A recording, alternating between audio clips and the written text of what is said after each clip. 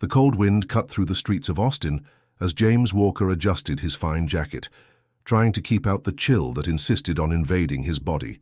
He walked slowly, his eyes fixed on the ground, searching for any forgotten coins or empty cans for recycling. The routine was already etched into his muscles, repeated day after day. He knew exactly where to find the best cans, in the alleys behind the bustling cafes and bars of the city. 5 cents for each one. It wasn't much, but sometimes it was enough for a small coffee, which meant an hour inside a warm McDonald's. James had never imagined his life would end up like this. He had once been a brilliant software engineer working for one of the largest cybersecurity companies in the United States. Now he was just an invisible man, a name forgotten by the industry, reduced to collecting cans to survive. But there was something he had never abandoned: his laptop. Even after losing everything, his home, his job, his dignity, he clung to the only remnant of his old life, a laptop that he hadn't bought, but that he needed more than anyone else. It was his only connection to the world of technology, his only hope of not completely losing himself.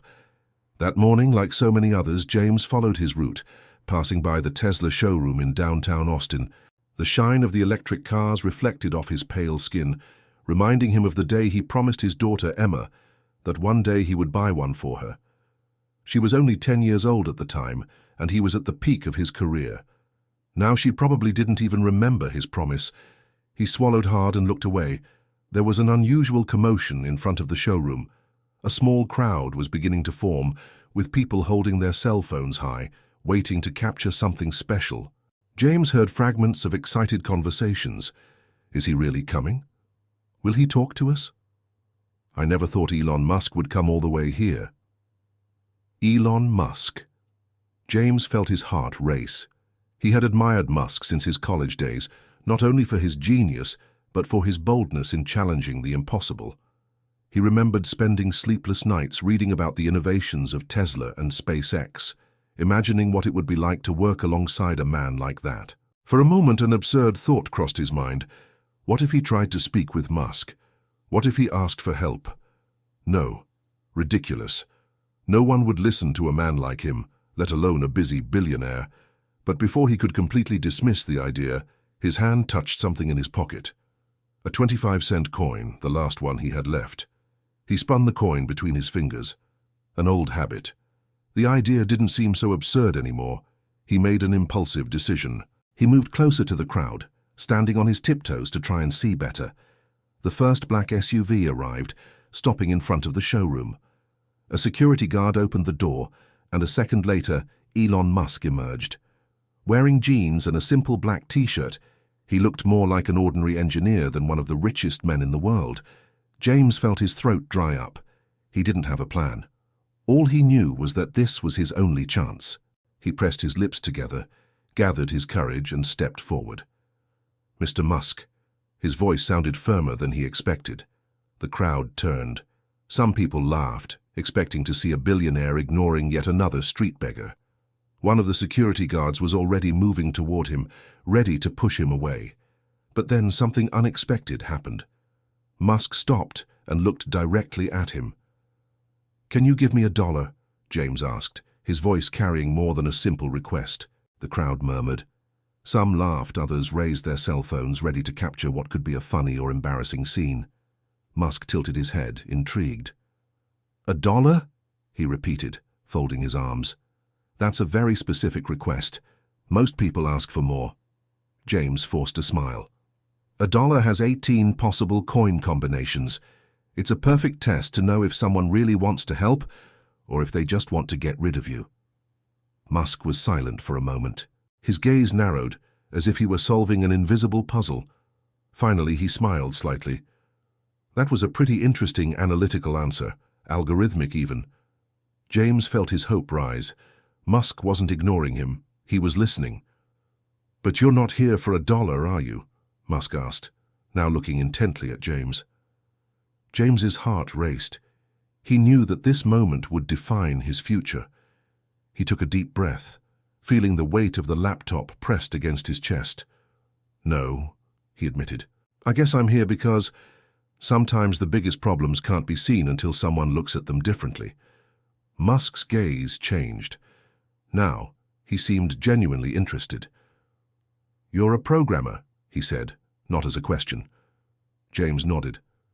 "Cybersecurity. I worked at TechFront Solutions before the collapse." Musk blinked a few times, as if recalling something. "TechFront? You were there during the big data breach?" James felt a lump form in his throat. "I tried to stop it," he said quietly. "I wrote a patch, but management didn't implement it in time." Musk said nothing for a moment. He picked up his cell phone and typed something quickly. "Your code," he said suddenly. "You posted it somewhere?" James swallowed hard. "Yes. On an anonymous forum the night before the breach." Musk raised the cell phone, showing a screen. James felt the world spin. It was his code, what he had posted 5 years ago. "It was downloaded only once before the forum was archived," Musk said. "And guess by whom?" James couldn't breathe. "Tesla." Musk smiled. "I think we need a longer conversation." The security guard, who had been trying to push him away now, made his way to the entrance of the showroom. James felt a knot in his stomach. What was happening? He looked at the shining door in front of him. 3 years of invisibility on the streets, and now he was about to step through that door to speak directly with one of the most influential men in the world. He took a deep breath and took the first step. The air conditioning in the Tesla showroom hit James like a blast of ice, a welcome shock after years of being accustomed to the heat and cold of the streets. The environment was impeccable, modern, and every detail shone as if it had been polished to perfection. He felt his worn shoes squeak against the clean floor, and for a moment, shame washed over him like a wave. He didn't belong there. But before he could reconsider, Musk was already guiding him to a room at the back, where an assistant was setting up 2 chairs in front of a large glass table. "Sit down," Musk said straightforwardly, pulling out his own chair. He twirled the phone between his fingers before placing it on the table, the screen still showing James's anonymous forum post from 5 years ago. "Tell me about it." James moistened his lips, trying to control his anxiety. He had never expected that piece of code to come back to him in this way. To be honest, he hadn't even thought about it anymore. It was a reflex, something he had done without imagining the consequences. But now it mattered. "I worked in TechFront's security division," he began, keeping his eyes fixed on the code on the screen. "The company was developing a new protection system for cryptocurrency transactions. But there were flaws, many flaws. And when I tried to implement a more secure protocol, management blocked me." Musk tilted his head, interested. "Why?" James let out a bitter laugh. "It took time, and time cost money. They wanted something fast, even if it wasn't secure. So I worked alone. I spent 3 nights straight programming a patch. When I finished, I realized that no one in the company would approve it, so I posted it anonymously on a security forum." Musk crossed his arms, absorbing the information. "You knew Tesla used that code?" James shook his head. "I never checked. The next morning, before I could do anything, the breach happened. Everything collapsed. I was fired, accused of negligence, and no one wanted to listen. My name was tarnished." Musk looked at him, assessing. Then he picked up the phone and made a quick call. "Vera, send the TechFront files to my screen." He hung up before James could ask what was happening. "Tesla's legal team has been investigating the breach for a while. You weren't to blame, but I'm sure you already knew that." James nodded slowly, feeling the weight of years of frustration in his chest. "Knowing didn't help me avoid losing everything." Musk's assistant entered the room, handing him a tablet. Musk slid the device across the table to James. "See for yourself." James took the tablet, his hands trembling slightly. On the screen there were internal TechFront emails, exchanges of messages between executives, proof that they knew about the vulnerabilities even before the breach occurred.